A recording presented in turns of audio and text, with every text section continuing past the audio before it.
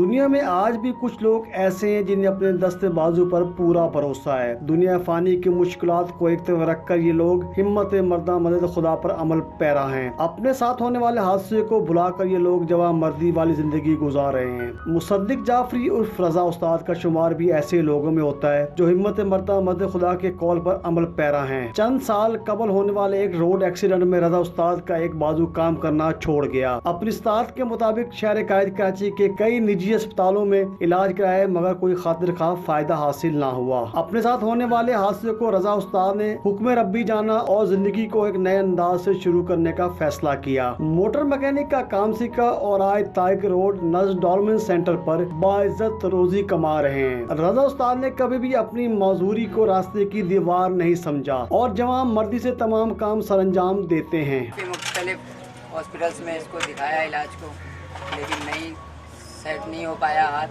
تو اس کو میں نے اپنی کمزوری نہیں سمجھا۔ اس کو میں نے پھر کام سیکھا، کام کرنے لگ گیا۔ کمزوری اس کو میں نے نہیں سمجھا کہ یار میرا ایک ہاتھ صحیح نہیں ہے، میں کام نہیں کر سکتا، کچھ نہیں کر سکتا، تو یہ میں نے کچھ سوچا ہی نہیں۔ میں نے یہ سوچا کہ یار کام کرنا ہے، ایک ہاتھ سے کیوں نہیں کام کرنا ہے، بس کر رہے ہیں۔ اللہ کا شکر ہے کہ کوئی مشکلات نہیں ہے، الحمدللہ پروردگار کا بڑا کرم ہے، سب کر لیتے ہیں، سب اچھے سے ہو جاتا ہے ماشاءاللہ سے۔ اللہ کا بڑا احسان ہے کہ اس نے کسی کا محتاج نہیں کیا پروردگار نے، تو یہ بہت ہے میرے لیے۔ خواہش ہے بس اللہ پاک شفا دے دے کسی بھی طریقے سے۔